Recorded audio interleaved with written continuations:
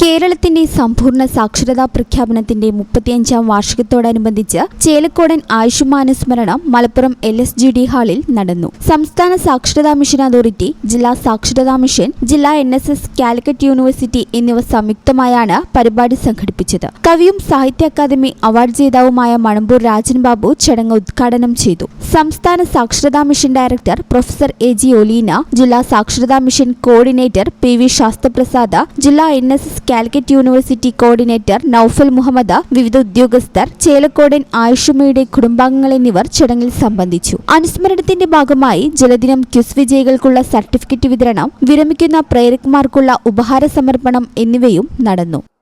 ഈ channel news Malappuram.